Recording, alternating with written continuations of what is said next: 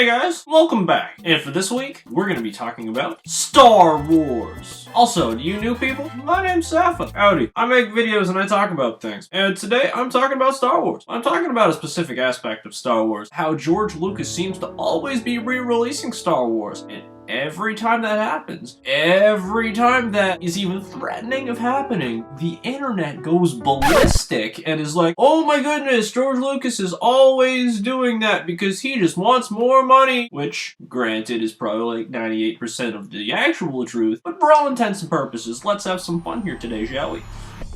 So I'm gonna go on a rant about maybe George Lucas just does it for the kids. Have you ever thought about that? Have you ever thought about how each successive generation, when they grow up, has yet to experience a world graced by the greatness of Star Wars? Regardless of one's opinion on either the original trilogy or the unoriginal trilogy. Yeah, that works. Have you ever had that experience where you're sitting in a movie theater to watch any Star Wars movie for the first time and just bask in how awesome it is? Have you ever thought about how seemingly every 15 or so years George has been re-releasing everything? Maybe just so the kids have the opportunity to be able to experience Star Wars in the movie theater?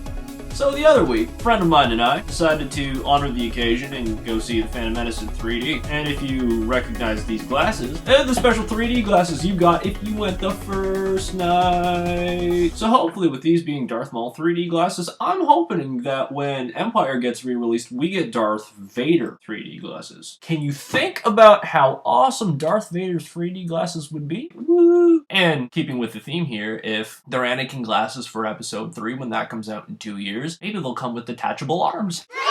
Yeah, true. Let's face it, Star Wars is basically like the film equivalent of Kiss. But you don't hear the Kiss army complaining about, oh my goodness, Gene Simmons is putting Kiss Everything on Kiss Everything. Kiss caskets got made. There is a market for that. And I'm pretty sure, just saying, that Kiss fans go in knowing what they're getting themselves in for. Maybe Star Wars fans should learn to accept that and stop complaining all the time. Regardless of your opinions on the fact that there is 2 trilogies, and the fact that the Star Wars franchise gets milked like a cow with a flock of teething babies, let's just all put that aside and just take Star Wars for what it is. Awesome in space. I like things that are awesome, and I like things that are in space. When there's awesome things in space, they're more awesome.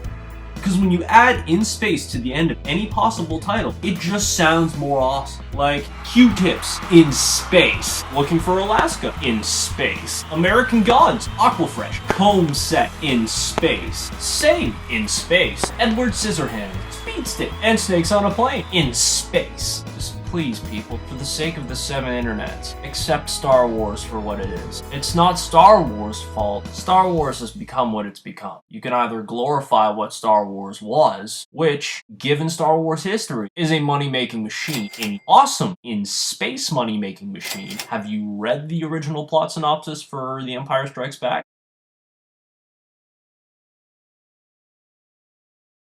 So yeah, even if you value what Star Wars was, it's just the same thing now, but 35 years in the future. So if you appreciate the crap I'm spewing, click that thing right there that says that you should watch more of these. Click that thing down there that says that you like watching this and want me to make more of these. Comment below. Tell me where you're from. Tell me your life story. Just tell me what you think about Star Wars. Tell me what you think about George Lucas re-releasing Star Wars a lot. Just tell me, please. Love you. And come back next week. Same Sapha time, same Sapha channel. For more, follow me on Twitter. Don't follow me on Twitter, but please follow me on Twitter. The great thing about being able to see me in the reflection in my glasses is that you can't see what my eyes are doing. I just did the Konami code with my face.